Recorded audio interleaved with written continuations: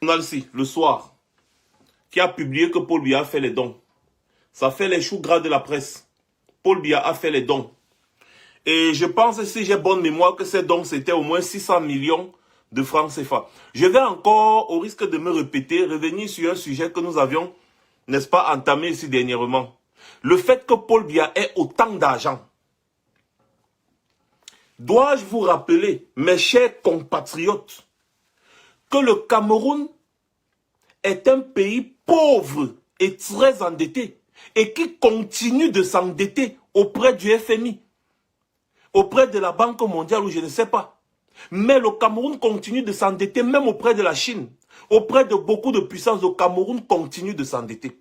Le Cameroun est croulé par les dettes. Le Cameroun est aplati par des dettes. Ce qui est dangereux avec ce genre d'endettement, c'est que c'est nos enfants qui vont rembourser. Ce qui est encore plus dangereux que cela, parce que moi, si mon pays est endetté et que je travaille pour rembourser, mes enfants travaillent pour rembourser, le problème n'est pas trop à ce niveau. Parce que même les plus grands pays de cette planète sont endettés, comme les États-Unis. Les États-Unis sont endettés, la France est endettée, l'Angleterre est endettée, beaucoup de pays sont endettés. Maintenant, le plus grand problème, c'est que la dette là, on ne fait rien avec. On s'endette pour acheter des voitures, on s'endette pour aller à l'hôtel intercontinental, on s'endette pour manger, on s'endette pour boire. On dépense près de 2 milliards chaque année pour le vin à la présidence et consorts. On s'endette pour dépenser dans les futilités. Par contre, les pays comme les États-Unis s'endettent pour faire progresser leur pays. Ça veut dire que quand le travailleur travaille, il paye ses impôts pour rembourser la dette du pays et tout, il est content. D'autres pays comme le Maroc, les pays, on s'endette, on construit des routes, des grandes routes. L'Algérie, la Tunisie et consorts, on s'endette, on construit des grandes routes. Ensuite, on rembourse maintenant la dette petit à petit, petit à petit, petit à petit. Mais non, notre pays est un pays pauvre et très endetté. Selon les indices, bon bref, ça c'est les thèmes techniques que moi je ne... Continuez de partager les gars, je sais que ce n'est pas facile, mais continuez de partager et abonnez-vous. On s'endette, on s'endette, on s'endette et on ne fait rien avec. On s'endette pour acheter les voitures. Du jamais vu. Depuis des années, on s'endette pour acheter des voitures. On s'endette pour donner les bons de carburant aux gens. On s'endette pour faire de je ne sais quoi. Mais on ne s'endette pas pour faire des choses constructives. Alors, comment un pays pauvre et très endetté comme le Cameroun peut avoir à sa tête un président aussi riche? Est-ce que quelqu'un peut répondre à ma question? Pardon. Comment un pays pauvre et très endetté comme le Cameroun, où le salaire minimum intergaranti est de 36 000 francs. Il y a des enseignants qui touchent des primes de 3 500. Vous avez vu une vidéo là. 3 500 francs pour un an, je crois. Ou c'est pour un an, ou c'est pour un mois, ou je ne sais pas. Je ne me suis pas bien renseigné sur cette histoire. Le président de ce pays-là est tellement riche au point où il se tourne comme ça, là, il envoie la main dans son tiroir, il sort 600 millions. Il donne, il dit que bon, voilà 600 millions, allez partager quelques matelas et quelques trucs à ces gens. Ça n'émeut personne. Voilà pourquoi j'accuse tous les leaders d'opinion de notre pays. Voilà pourquoi j'accuse même la classe politique là, cette classe politique vagabonde et ventriloque. Parce que des choses comme ça là ne se font pas dans des pays normaux. Notre pays marche sur la tête. Un pays pauvre et super pauvre et très hyper endetté. Je vais encore bien aller fouiller la dette du Cameroun. Je vais venir mettre ça ici devant vous. Un pays pauvre et très endetté avec à sa tête un président qui est multimilliardaire. Paul Biya se fâche, il sort 600 millions. Il dit que bon, il y a des déplacés internes. Déplacés à cause d'une guerre que lui, il a déclarée à son propre peuple. Il sort 600 millions. Il dit, bon, voilà pour les seaux, un peu d'huile, un peu de savon aux déplacés qui sont à Yaoundé. Yaoundé. Je vous rappelle qu'on a au moins 800 000 déplacés internes. Du fait de la guerre qui se passe actuellement en Amazonie. Une guerre que c'est Paul Biya qui a déclarée. Pendant que les gens étaient en train de revendiquer, lui, il a dit, je vais vous tuer, vous n'avez rien à revendiquer. Notre pays pauvre et très endetté. Avec à sa tête un président qui est multimilliardaire. Avec à sa tête des ministres qui sont multimilliardaires, multimillionnaires.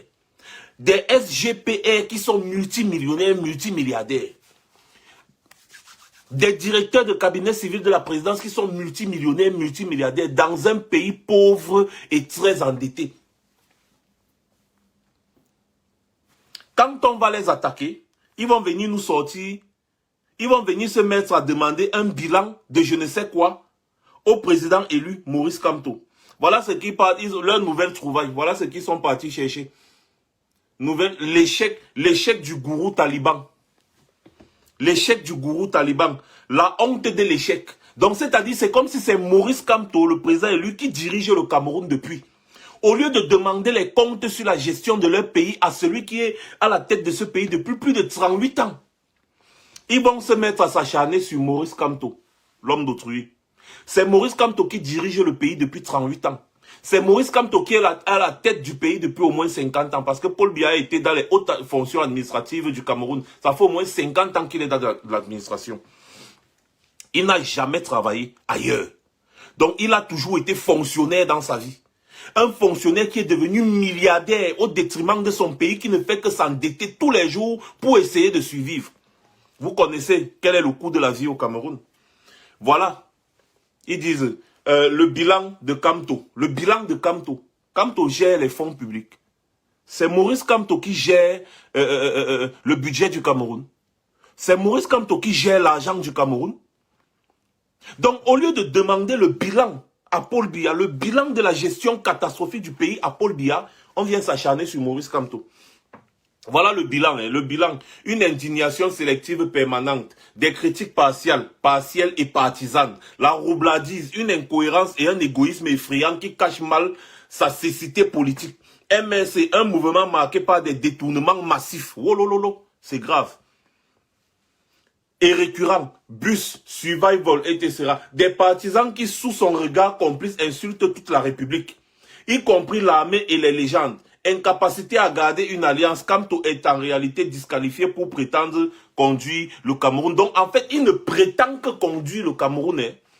Il ne prétend que conduire le Cameroun. Donc, lui là, on s'acharne sur lui, on fait tout ce qu'il faut pour le salir, juste parce qu'il a osé dénoncer la gabégie qui se passe du côté de celui qui gère le Cameroun depuis plus de 38 ans. Quand je vous dis que le pays là marche sur la tête, on laisse Paul Biya.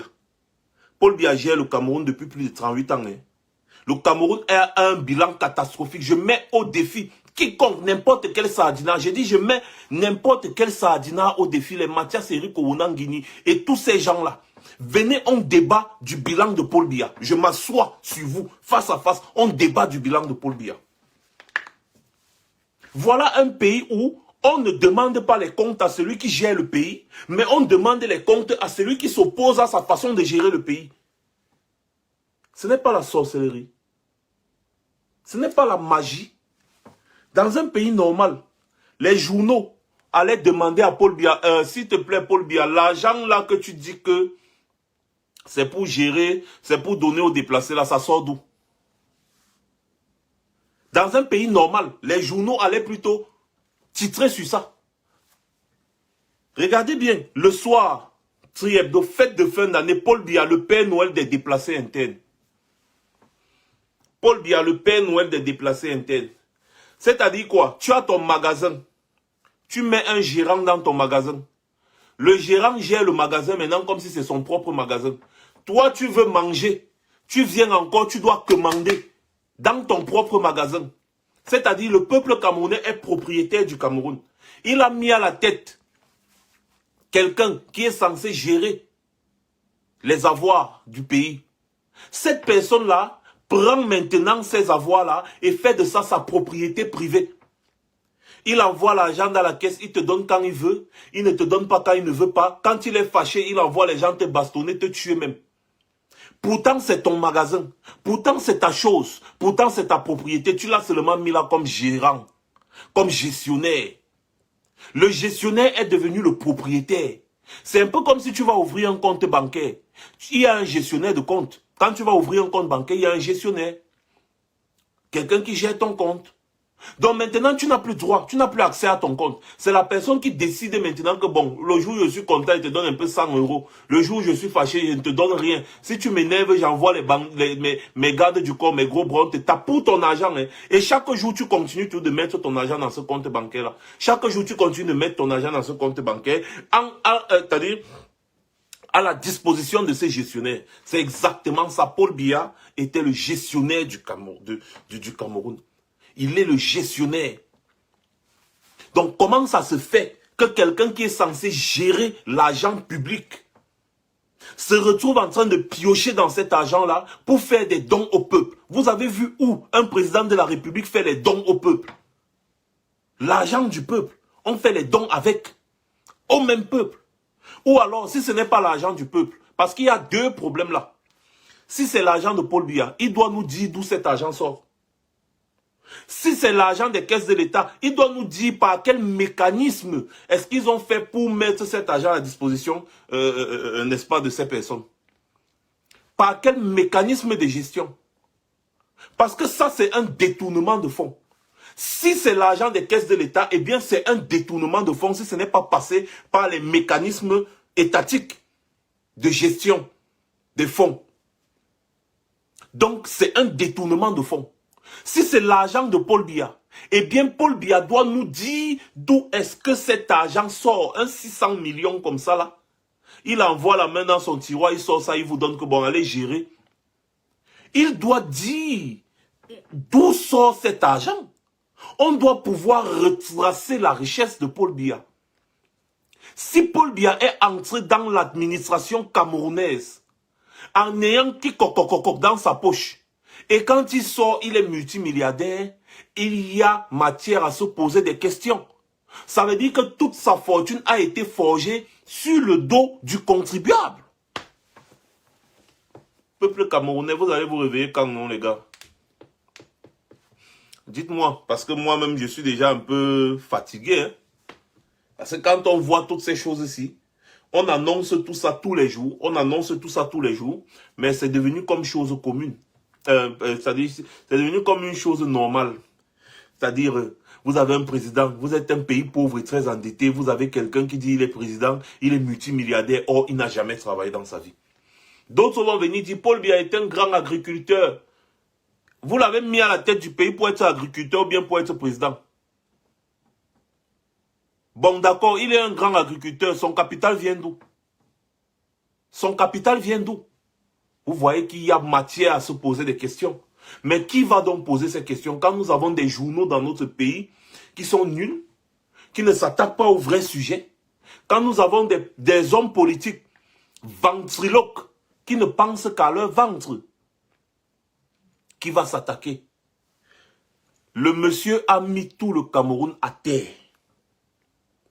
Il s'est accaparé de l'Assemblée nationale. Il s'est accaparé du Sénat. Il s'est accaparé de toutes les mairies. Des conseillers municipaux, il s'est accaparé. Et même du conseil régional, il s'est accaparé de tous les conseils régionaux. Voilà, sur 10 conseillers régionaux, apparemment, il y a un seul opposant. Sur 10 conseillers régionaux, il y a un seul opposant. Sur 10 présidents des régions, Gilbert Timiévouna est devenu président de la région du centre. Polika Banglong est devenu président de la région du littoral. Alain Bouka est devenu président du Nord. Il est tout du RDPC. Tout ce que je vous cite là, c'est RDPC. Kalbassou Daniel, extrême Nord, RDPC, président de la région de l'extrême Nord, RDPC. Emmanuel Veu Elemva, président de la région du Sud, RDPC. Docteur Foka Foka, RDPC, Ouest. Mohamedou Dewa, UNDP, au moins, il est de la Damawa, il est président de la région de la Damawa. Bakuma Elango, président de la région du Sud-Ouest, RDPC. RDPC, président de la région du Sud-Ouest, là où il y a toute la guerre là. Voilà. Froumwa Fombouzi, RDPC toujours, président de la région de l'Ouest, du Nord-Ouest. Alphonse Ouamene Mbele, Est, président de la région de l'Est, RDPC. Donc, les 10 régions, 9 RDPC, 9 présidents issus du RDPC et 1 de l'UNDP. N'est-ce pas? C'est ça, la démocratie. Les gars, vous savez, on parle, on est fatigué, on régresse, on régresse, on régresse, on régresse. À un moment, je ne sais pas. Parce qu'au final, les mots vont commencer à manquer.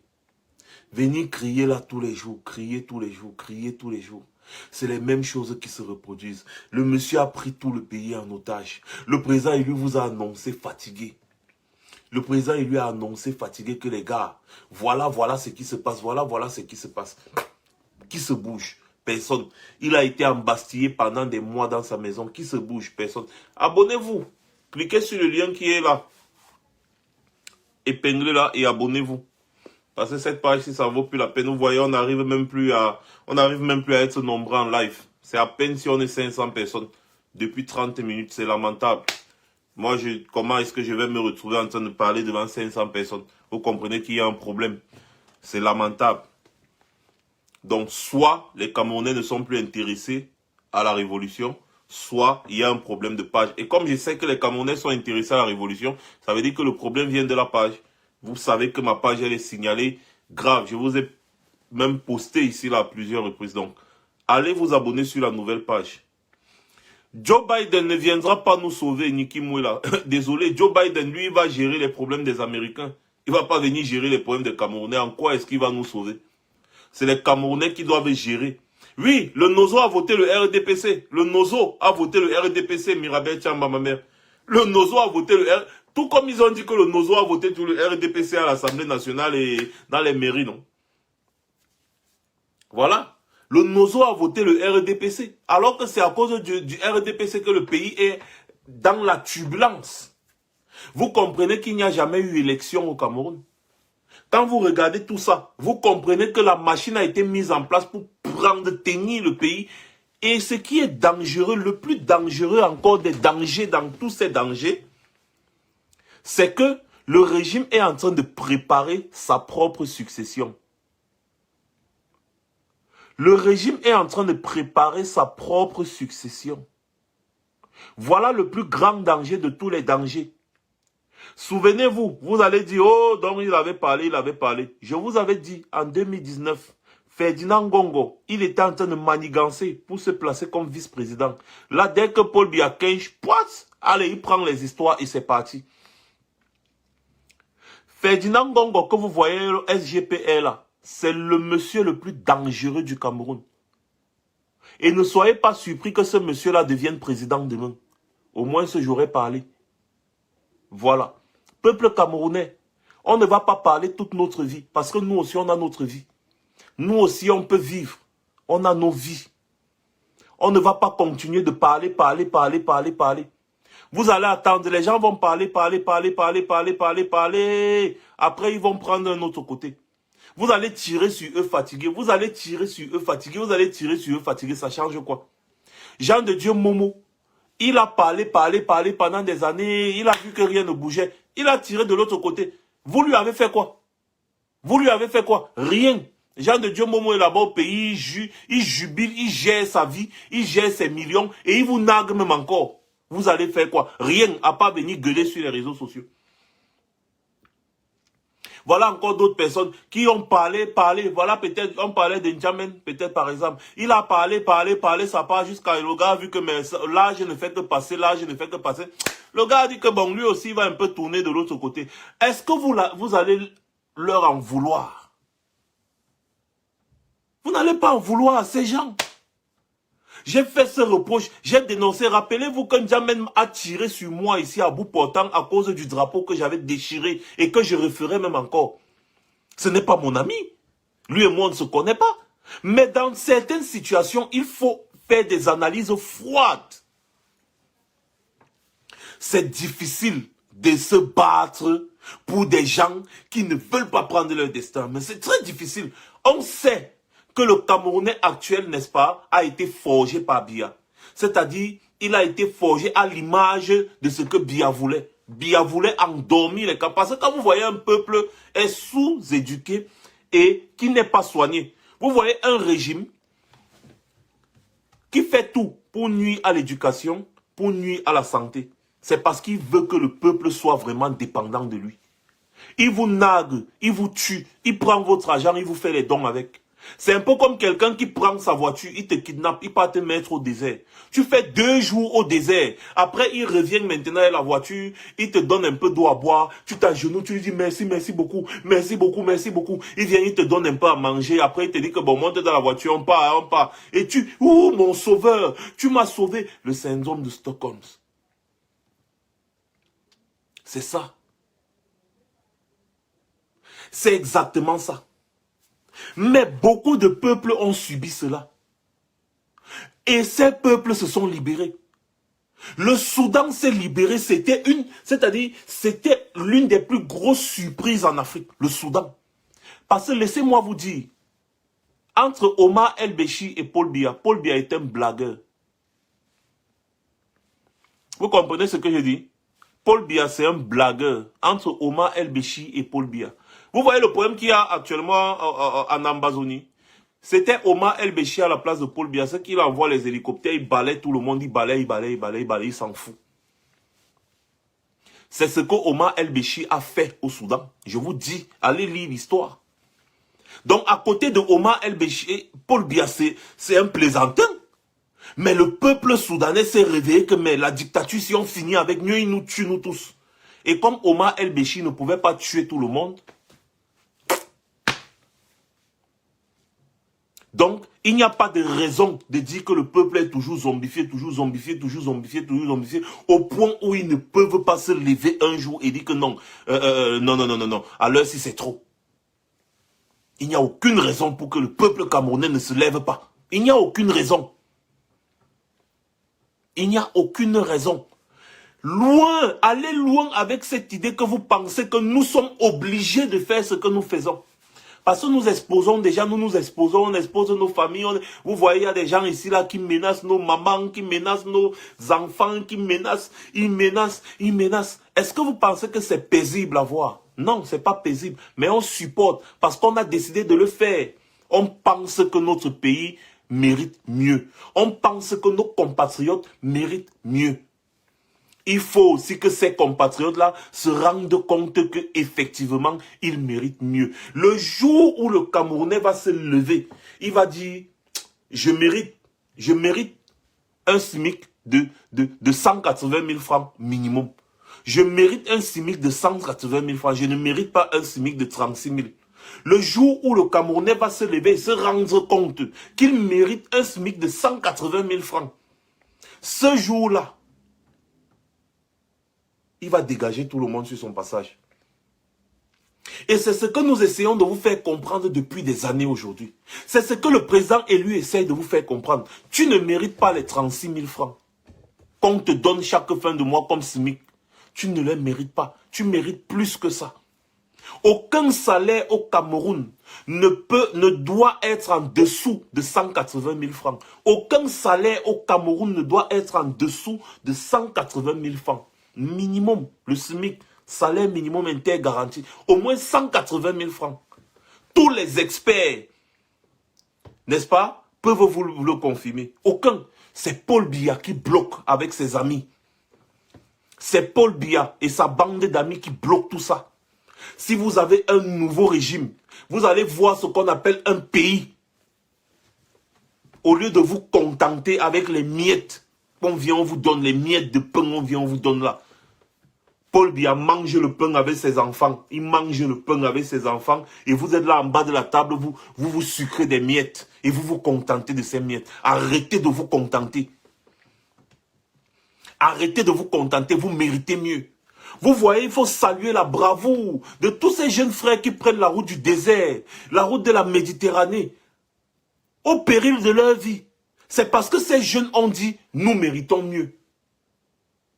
Quel que soit le sens dans lequel ils ont pris, n'est-ce pas, leur décision, ils ont décidé d'aller, mais au moins ils se sont levés un matin, ils ont dit non, je mérite mieux, ma famille mérite mieux.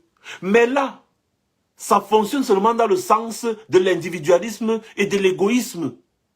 C'est chacun qui pense à soi, chacun veut s'en sortir pour sa propre famille. Par contre, si le peuple là s'était levé de la même manière en disant je mérite mieux, mais étant dans son pays, en disant ces dirigeants là ne méritent pas d'être là où ils sont, ça changerait beaucoup de choses pour tout le monde. Parce que quand chacun se lève individuellement, il dit je mérite mieux avec ma famille, il part. L'autre dit je mérite mieux avec ma famille, il part. Je m'en vais me battre pour ma famille, je m'en vais me battre pour ma famille. Au final, le pays se retrouve abandonné. Observez bien, les présidents africains, personne d'entre eux ne se bat pour que l'immigration clandestine s'arrête. Personne d'entre eux. Parce qu'ils savent que plus la jeunesse s'en va, mieux c'est bon pour eux. Plus la jeunesse s'en va, plus la jeunesse se désintéresse de la chose publique, de la gestion de la chose publique, mieux c'est pour eux. Donc eux, ils profitent de cela, de ce départ massif de la jeunesse.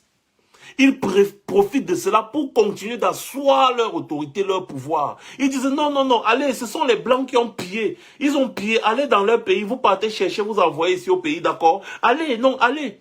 Aucun président africain ne se bat pour mettre fin à l'immigration clandestine. Ça ne vous dit rien. Sachez que ça les arrange. Quel président s'est levé, taper le poing sur la table pour dire que mais qu'est-ce que nos enfants font en esclavage?